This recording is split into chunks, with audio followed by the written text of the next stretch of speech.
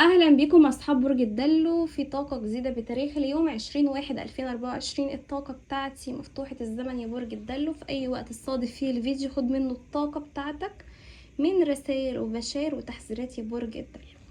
حط الطاقة، سموا الله، صلى على النبي في كومنتات يا برج الدلو، ويلا بينا نشوف طاقة فنجانك. بسم الله الرحمن الرحيم يا برج الدلو. برج الدلو، بشوف ان انت الفترة دي ممكن تكون انت في حيرة ما بين امرين يا برج الدلو. الطاقة بتاعتك فيها الفترة دي اعادة توازن لحياتك، لافكارك. شايفاك بتخطط لمستقبلك بشكل قوي جدا يا برج الدلو. شايفاك الفترة دي انت مركز على امورك المادية، مركز على استقرارك المادي، استقرارك المهني، مركز على نجاح او ترقية. ممكن تكون الفترة دي انت عايز تثبت وجودك في مكانة، ممكن تكون بتثبت نفسك في شغل جديد، او بتثبت نفسك في عمل، بتثبت نفسك ممكن في دراسة. شايفاك انت مستني تحصل على تعبك في شيء يا برج الدلو. ممكن تكون انت بقالك فترة بتجتهد، بتشتغل على نفسك في حاجة، ممكن تكون كنت بتتعلم علم جديد او حرفة او شيء يدخلك دخل مادي، او نقدر نقول انت في حاجة ممكن كنت عايزها تزود من دخلك المادي يا برج الدلو. بشوف ان الفترة دي يا برج الدلو انت بتحقق نجاح، عندك ازدهار مادي ومهني. شايفاك في طاقة انتظار لعمل، في طاقة انتظار لترقية، انتظار لتغيير مكانة لمكانة افضل. فبشوف عند برج الدلو في نقلة، في نجاح، في تقدم مهني، تقدم في العمل. برج الدلو، شوف كمان ان انت عندك شخص هيقدم لك دعم، هيساندك في شيء يا برج الدلو. ممكن يساعدك في امر مهني، ممكن يساعدك ان يشوف لك شغل تاني او شغل اضافي. في حد يا برج الدلو انت ممكن تكون متخوف كمان ان هو يكون حاطك في دماغه في الشغل، او ممكن يكون في حد مثلا بيتعمد ان هو يستفزك، او بيتعمد ان هو يضغط عليك، او ممكن يكون طول الوقت هو بينتقدك، او لسانه ممكن سليط معاك يا برج الدلو. ففي شخص ممكن يكون مسبب لك ازعاج في العمل، او تصرفاته بتضايقك، او بتحسه ان هو بيضطهدك طول الوقت. في شايفة ان الشخص ده هيبتدي يتعامل معاك بشكل افضل، وكمان انت عندك هنا حصول على رغبة او على هدف عندك يا برج الدلو.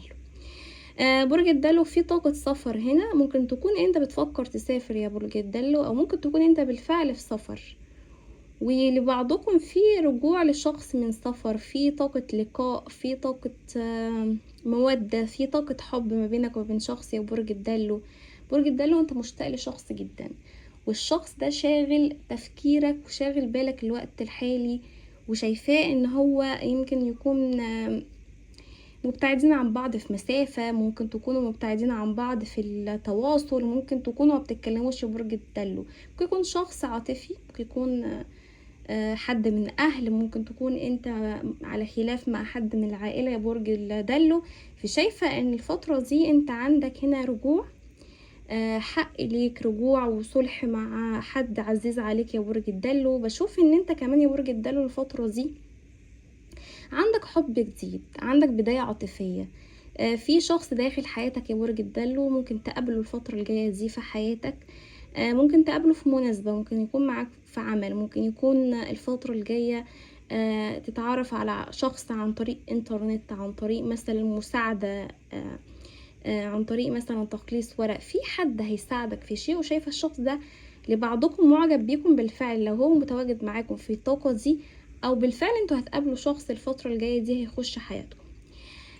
برج الدلو، بشوف ان انت الفترة دي مركز الاهتمام على نفسك. انت اصلا الفترة دي ممكن تكون من بتغير في شكلك، لبعضكم ممكن بتعمل حاجة تخص تغيير شكلك، تغيير لبسك، تغيير اكلك، او ممكن تكون بتخس شوية يا دلو، بتتخن شوية، في زيادة، في نقصان عندك في الوزن الفترة دي.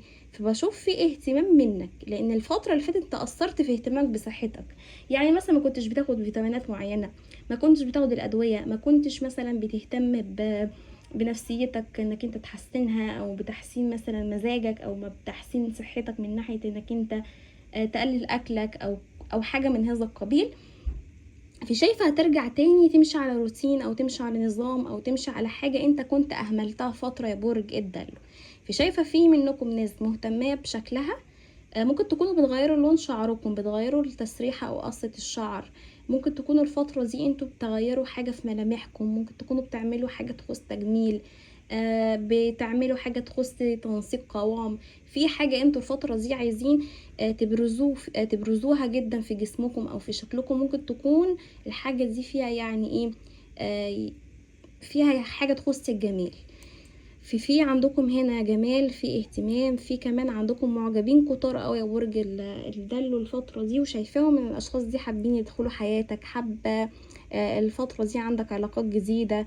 برج الدلو في فلوس راجعالك، في فلوس راجعالك، ممكن فلوس في ميراث، فلوس في مشروع، فلوس حد خدها منك وما رجعهاش، في فلوس راجعه لبعضكم يا برج الدلو. بتفكروا تشتروا حاجه الفتره دي، تشتروا مثلا ذهب، ولكن بتفكروا تشتروا مثلا الذهب ده او تشتروا الشيء ده من هدف ان كنتوا تخزنوه، او مثلا تستثمروا في فلوسكم فيما بعد. شايفه ان انتوا كمان الفتره دي بتفكروا تشتروا منزل، تشتروا عربيه، بحيث ان هي يعني ايه تستغلوا الاموال بتاعتكم في حاجه تستثمر لكم فلوسكم في المستقبل، او تعيد عليكم بالنفع، او بتعود عليكم بالخير فيما بعد.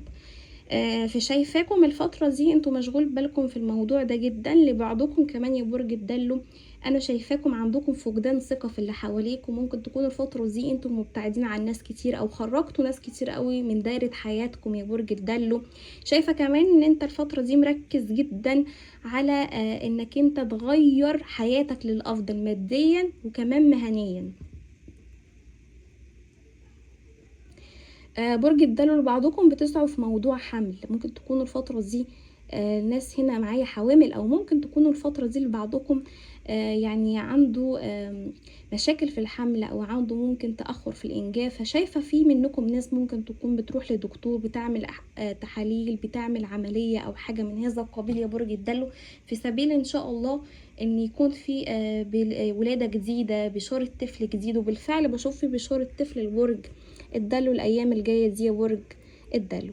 برج الدلو بشوف كمان ان انتوا عندكم هنا خطوبه، في قرايه فاتحه، في مناسبه، في عندكم هنا تجمع عائلي يا برج الدلو، في احتفال لبرج الدلو، في عيد ميلاد هتحضره، او عيد ميلادك انت يا دلو، خطوبتك، خطوبه حد من الاسره. في الفترة الجاية فرحة، الفرحة دي هيكون فيها تجمع، فيها لما هيكون فيها كده ناس هتبارك لك يا برج الدلو، بس دي طاقتكم انتوا. برج الدلو في شخص يعني في الطاقة الحالية ندمان على اللي عمله معاك، والشخص ده ممكن يكون قاطع معاك التواصل، او ممكن يكون اتخلى عنك وبعد. بس شايفة ان الشخص ده بيحبك قوي يا برج الدلو، ولسه انت في دماغه، ولسه انت يعني في تفكيره، ولسه هو مهتم بتفاصيلك ومهتم بحياتك قوي، مهتم بيك جدا حتى عن طريق السوشيال ميديا. بعضكم ممكن يكون في بلوكات، ولو في كمان لبعضكم انتوا عاملين له بلوك، فشايفاه ان هو بيحاول يشوفك، يحاول يتابعك عن طريق اصدقاء، عن طريق مثلا اكونت فيك، في حاجه كده هو مهتم بيها من ناحيتكم يا دلو. بس شايفه الشخص ده بيحبكم قوي، عنده ناحيتكم شغف عالي، شايفاه ان هو مشاعره ناحيتكم فيها اشتياق، فيها ان هو نفسه يلتقي معاك، نفسه يتكلم، نفسه يعني يرجع العلاقه معاك بشكل افضل. في لقاء بالفعل هيتم ما بينكم الفتره دي يا برج الدلو. برج الدلو لبعضكم عندكم روحانياتكم عالية، بتحلموا كتير يا دلو، بتحلموا كتير. عندكم الفترة دي ممكن تحذيرات بتجيلكم على رسائل رسائل او رؤى في الاحلام. شايفة ان انتوا تاخدوا حذركم يا برج الدلو، لو كانت سلبية الطاقة دي فتاخدوا حذركم من الحلم او الرؤية دي، ولو كانت ايجابية برضو خدوا حذركم.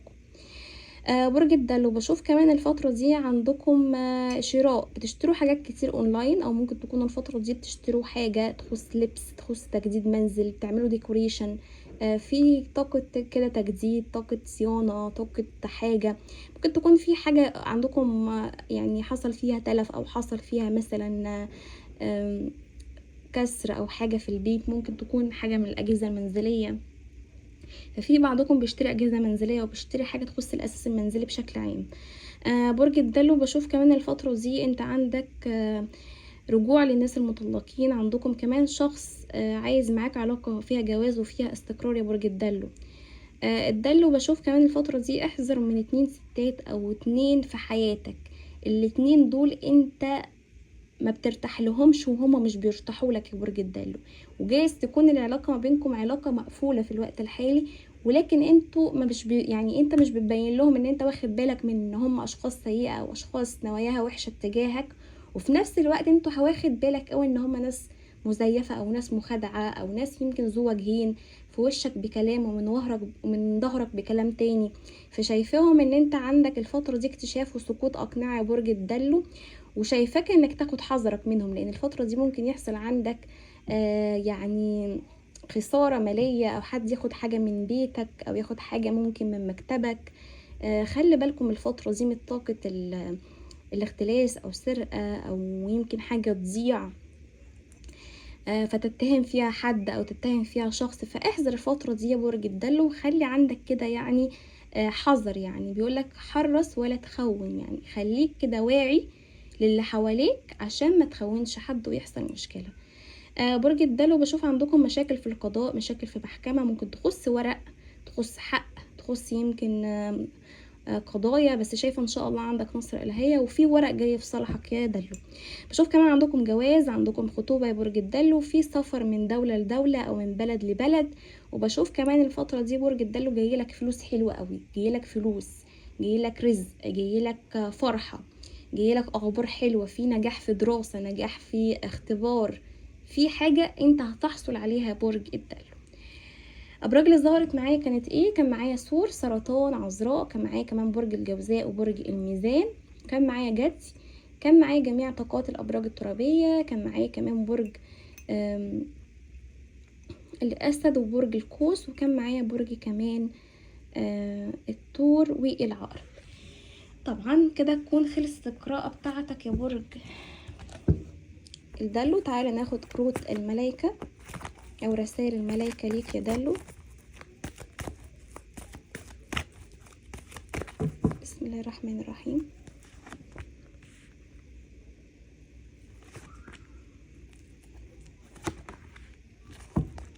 عندك عدالة إلهية يا برج الدلو، عندك عدالة إلهية وعندك استرجاع حقوق مادية وحقوق كمان من أشخاص في حياتك يا برج الدلو. برج الدلو كمان شايفة عندك الفترة دي ثقة في نفسك، الثقة في النفس دي هتخليك تصنع المستحيل، هتصنع نجاح، هتحصد ثمار، تحصد مكافآت، هتحصد كده شهرة وفرة. شايفة برج الدلو عندك ثقة في نفسك عالية جدا، وشايفة في أشخاص تدعمك هتديك الثقة دي، وشايفة كمان خليك واثق في قدراتك واثق في نفسك، لأن الفترة دي انت عندك فرص حلوة قوي، حاول تستغلها استغلال صحيح يا برج الدلو. خلي كمان إيمانك قوي بربنا، لأن انت عندك نصرة وعندك دعم ووقفة إلهية الفترة الجاية. كمان شايفة برج الدلو الفترة دي حاول تخرج، حاول تطلع من الطاقة السلبية دي، حاول تشوف ناس، حاول تتقابل مع أصدقائك أحبابك، حاول كده الفترة دي تغير نشاطك، تغير روتينك، تغير نفسيتك، لأن الفترة دي نفسيتك ممكن تكون شوية متأثرة باكتشافك لحقائق ونوايا أشخاص اتجاهك الفترة الأخيرة دي.